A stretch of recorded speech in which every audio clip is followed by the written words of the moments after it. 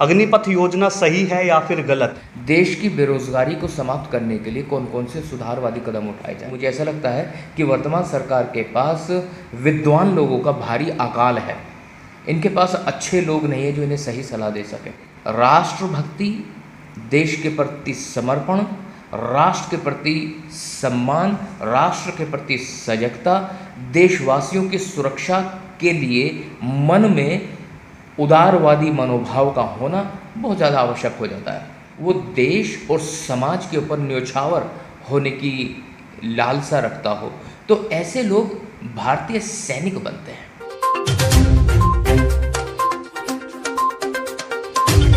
अग्निपथ योजना जिसका देश भर में युवाओं द्वारा विरोध किया जा रहा है, अग्निपथ योजना सही है या फिर गलत? और तमाम मुद्दे जैसे देश में हिंदू मुस्लिम अराजकता और विवादित बयान, इन तमाम मुद्दों के सवाल जवाब करने के लिए आज हमारे साथ हैं सतीश बौद्ध जी, जो लगातार चर्चाओं में बने रहते हैं अपने भाषण के माध्यम से। नमस्कार साथियों, मैं युवराज सिंह, आप देख रहे हैं वॉइस ऑफ इंडिया। सर, स्वागत है आपका वॉइस ऑफ इंडिया पर। और सवाल ये है कि अग्निपथ योजना जो सरकार लेकर आई है, सरकार का कहना है कि हम 4 साल बाद अग्निवीर बनाएंगे, और अग्निवीरों का कहना है कि हमें नहीं बनना है ऐसा अग्निवीर जिसमें हमारी कड़ी मेहनत को, सालों की कड़ी मेहनत को 4 साल की 4 दीवारी में बंद किया जा रहा हो। अग्निपथ योजना सही है या फिर गलत? इसके बारे में आपका क्या कहना है? सबसे पहले तो युवराज जी, मैं आपका बहुत बहुत साधुवाद धन्यवाद अदा करना चाहता हूं कि आपने समाज के पक्ष में आगे बढ़कर जो निर्णय लिया है, वॉइस ऑफ इंडिया के माध्यम से आप जो आवाज़ जनता तक पहुंचा रहे, लोगों तक पहुंचा रहे, उसके लिए आप साधुवाद के पात्र हैं। क्योंकि सत्य दिखाना एक महत्वपूर्ण कड़ी हो गया है आज के दौर में, जहां हर बात के ऊपर मुखौटे लगे हैं, और एक नहीं कई कई मुखौटे लगे हैं। लोगों को सत्य की जानकारी नहीं हो पा रही है। और अगर आपका चैनल ईमानदारी से, कर्तव्यनिष्ठता से काम करेगा और सत्यता को समाज के कोने कोने तक पहुंचाएगा तो डेफिनेटली मेरी मंगल कामनाएं आपके साथ हैं, और मैं उम्मीद करता हूं कि आप एक सच्चे पत्रकार के रूप में उभर कर आएंगे। खैर, आपका सवाल बड़ा वाजिब है कि पूरे देश में अराजकता का माहौल अचानक पैदा कर दिया गया है। आप थोड़ा और गहराई से सोचें तो आपको एक बात पता चलेगी कि ये जो सरकार है, सरकार उन मुद्दों को अचानक उखाड़ के ले आती है जिनकी आवश्यकता ही नहीं है। जैसे अचानक नोटों का बंद कर दिया जाना, अचानक भूमि अधिग्रहण बिल लेकर के आना फिर उसे वापस ले लेना, अचानक SC/ST एक्ट में संशोधन कर देना, अचानक 3 किसानों के काले कानून को ले आना और फिर उन्हें वापस करना, और फिर अब अचानक ये अग्निपथ योजना। तो ये जो सरकार है, सरकार अपने आप ही कभी भी कुछ भी कर रही है। मिनटों से इस सरकार को जनता की नब्ज़ समझने में दिक्कत आ रही है।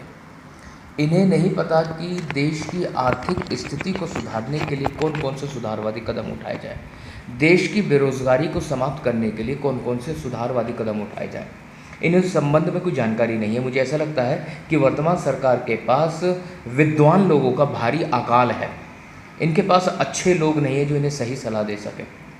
खैर, जब बात आती है अग्निपथ योजना की, तो उससे पहले मैं ये कहना चाहूँगा, जब बात चलती है सेना की, चाहे भारतीय सेना के तीनों अंगों में से कोई सा भी अंग हो, वहाँ सबसे पहले राष्ट्रभक्ति, देश के प्रति समर्पण, राष्ट्र के प्रति सम्मान, राष्ट्र के प्रति सजगता, देशवासियों की सुरक्षा के लिए मन में उदारवादी मनोभाव का होना बहुत ज़्यादा आवश्यक हो जाता है। जब व्यक्ति स्वयं की परवाह किए बगैर, स्वयं की जान की परवाह किए बगैर वो देश और समाज के ऊपर न्योछावर होने की लालसा रखता हो तो ऐसे लोग भारतीय सैनिक बनते हैं। वो सैनिक जो देश के प्रति अपना पूरा समर्पण देते हैं। लेकिन जब बात आती है कि जब कोई सैनिक बनता है तो सैनिक जितना समर्पण देश के प्रति रखता है तो उतना ही समर्पण सरकार भी सैनिक के प्रति रखती है। उसे सैलरी के माध्यम से व्यक्त किया जाता है, उसे विभिन्न प्रकार के अलाउंसेस के माध्यम से व्यक्त किया जाता है, उन्हें विभिन्न प्रकार की चीज़ों और शिक्षा में सब्सिडी देकर व्यक्त किया जाता है, जिससे एक सैनिक को भी sense of security, sense of social security महसूस होती है। तो वो उसमें जोश, जुनून और जज्बा भर जाता है, जिससे वो देश के प्रति अपने समर्पण के भाव को और गहरा कर सकता है। लेकिन जब उसे ये पता चलता है कि मैं नौकरी तो करूँगा परंतु मेरा कार्यकाल केवल 4 साल का होगा, 4 साल के बाद मैं फिर से बेरोज़गार होने वाला हूँ। तो भारत में जब भी कोई नौकरी ढूंढता है, चाहे वो प्राइवेट नौकरी ढूंढता है या सरकारी नौकरी ढूंढता है, सबसे पहले भारत में रहने वाले व्यक्ति को सेंस ऑफ सिक्योरिटी की ज़रूरत होती है कि मैं आज नौकरी कर रहा हूँ तो मैं लंबे समय तक यहाँ काम कर सकूँ और मुझे नौकरी से हटाया ना जाए। तो ये पहली प्राथमिकता भारतीयों की हुआ करती है कि हमें सेंस ऑफ सिक्योरिटी मिले। दूसरी प्राथमिकता भारतीयों में ये होती है कि हमें रोज़गार जो हम कर रहे हैं, उस रोज़गार के बदले हमें जो प्रतिफल मिल रहा है, वो प्रतिफल क्या है? क्या वह प्रतिफल उनके कार्य के अनुरूप है? अगर है तो अप टू व्हाट एक्सटेंट, और अगर नहीं है तो अप टू व्हाट एक्सटेंट। तो ये कुछ एक सवाल होते हैं जब एक भारतीय व्यक्ति नौकरी ढूंढता है तो उसके जहन में चल रहा होता है। लेकिन जब हम बात करते हैं अग्निवीरों की, तो एक तो 4 सालों का कार्यकाल है, उसमें जो है जो उम्र बताई गई वो 17.5 साल से लेकर के 21 साल के बीच में होनी चाहिए, लेकिन अब इसको बढ़ा करके 23 साल कर दिया गया। तो 23 साल की उम्र एक ऐसी उम्र होती है, यानी कि अगर कोई बच्चा 21 साल का था और वो अग्निवीर बना है तो 25 साल की उम्र में जा कर के वो रिटायर होगा। तो जब रिटायरमेंट उसका हो रहा होगा तो वो उम्र होती है जब लोगों को या बच्चों को या छात्रों को जो अपना पीजी कर रहे होते हैं या कोई इंजीनियरिंग या मैनेजमेंट कोर्स कर रहे होते हैं, उसके बाद वो नौकरी ढूंढ रहे होते हैं या फिर नौकरी में अभी लगे होते हैं। ऐसे में घर वाले उनकी शादी की तैयारियां कर रहे होते हैं कि बच्चे की शादी करना, बेटा हो या बेटी हो। तो उस उम्र में बच्चा रिटायर हो जाएगा। रिटायर होने के बाद कई सारी चीज़ें हैं जिन पर सवालिया चिन्ह हैं और सरकार उसको क्लियर करना नहीं चाहती है। हालांकि सरकार के पक्ष में विभिन्न प्रकार की राज्य सरकारें आके कह रही हैं कि हम जो है इनको नौकरी पर रख लेंगे, कई जो है कॉरपोरेट घराने भी कह रहे हैं। मैं ये कहना चाह रहा हूँ, अगर वो आश्वासन दे रहे हैं तो इस बिल में लिखित कर दो ना, इस आश्वासन को लिखित कर दो कि हम फला सरकारी एजेंसीज़ में हम आपको रोज़गार दे देंगे, और रोज़गार देंगे उसमें आपका जो ट्रीटमेंट है वो सामान्य परीक्षार्थी की तरह ना होकर के आपको कुछ लाभ मिलेगा उसमें, और आपकी योग्यता के अनुसार आपको जो है उसमें मिल जाएगा। ये होना चाहिए, लेकिन ऐसा नहीं है। 4 साल की नौकरी करने के बाद उनको केवल 4 साल की नौकरी का अनुभव मिलने वाला है। उन्हें कोई सर्टिफिकेट नहीं दिया जा रहा है जिससे ये प्रदर्शित हो कि तुम डिप्लोमा होल्डर हो गए हो या डिग्री होल्डर हो गए हो, क्योंकि उनके 4 साल तो ज़िंदगी से कट गए ना। अब यहाँ जो मेरी व्यक्तिगत राय है, जो मुझे लगता है कि सबसे बड़ा खतरा है वो ये है कि वो ट्रेंड सैनिक है और 4 साल बाद वो रिटायर हो रहे हैं। दूसरी बात ये है कि ये जो प्रतिस्पर्धा से भरा हुआ युग है, जो हमारे जिन्हें तथाकथित अग्निवीर कहा जा रहा है, वो जब रिटायर होंगे तो उनके पास अनुभव केवल और केवल इस बात का है कि वो डिफेंस कैसे करें या युद्ध कैसे करें या बंदूकें कैसे चलाएं या गोला बारूद कैसे इस्तेमाल करें। उनके पास ये अनुभव है। कॉर्पोरेट सेक्टर में वो आदमी क्या करेगा जा करके वहाँ? क्या वो सेल्स की नौकरी कर पाएगा? क्या वो एडमिन या एचआर की नौकरी कर पाएगा? क्या वो आईटी सेक्टर में जा पाएगा? क्या वो इंश्योरेंस सेक्टर में जा पाएगा? मिंटू से कॉर्पोरेट सेक्टर में जाने के लिए उसके पास कोई ऑप्शन ही नहीं है, क्योंकि उसके पास एक्सपीरियंस ही नहीं है, उसने सीखा ही नहीं है।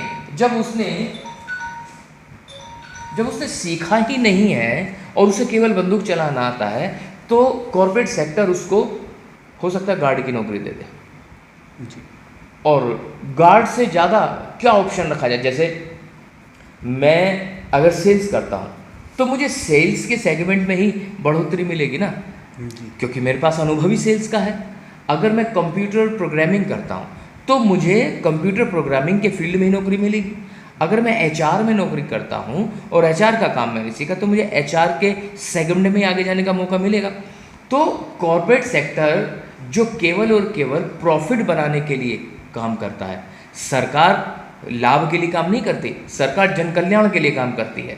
लेकिन कॉर्पोरेट सेक्टर जो है, भारत का जो प्राइवेट सेक्टर है, वो जन कल्याण के लिए काम नहीं करता, वो प्रॉफिट मेकिंग के लिए काम करता है। जब वो प्रॉफिट मेकिंग की बात करेगा तो हर चीज़ में अपना प्रॉफिट सोचेगा।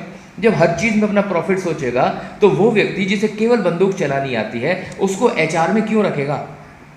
वो व्यक्ति जिसे केवल और केवल बंदूकें चलानी आती हैं उस आदमी को परचेज डिपार्टमेंट में क्यों रखेगा, सेल्स में क्यों रखेगा? क्योंकि कॉर्पोरेट सेक्टर तो अपना फ़ायदा सोचता है। और अगर हम ये सोच रहे हैं कि जो कॉर्पोरेट सेक्टर है, खासतौर पर भारत का कॉर्पोरेट सेक्टर बड़ा राष्ट्रवादी है, देशभक्ति है, माफ़ कीजिएगा, ऐसा कुछ नहीं है। ये industrialist are meant only to mint money like anything. उन्हें केवल धन चाहिए और धन किसी भी हद तक वो जा सकते हैं, किसी भी तरह से कमा सकते हैं। अब वो कह रहे हैं कि 25% लोगों को तो हम रख लेंगे, 75% लोगों को हम नहीं रखेंगे। तो 75% जिन लोगों को आप छोड़ दोगे वो तो बड़ा कठिन हो जाएगा ना उनके लिए ज़िंदगी यापन करना। अब उनके लिए फ्रेश रिस्टार्ट होगा। उनके लिए ऐसा हो गया जैसे सांप सीढ़ी का खेल खेला है और 99 पे पहुंचा था बंदा, वहाँ पे सांप ने डस लिया, वापस नीचे 9 पे आ गया, 10 पे आ गया। तो उसके लिए तो जो है सीढ़ी ऊपर चढ़ने के बजाय सीढ़ी नीचे गिर रही है।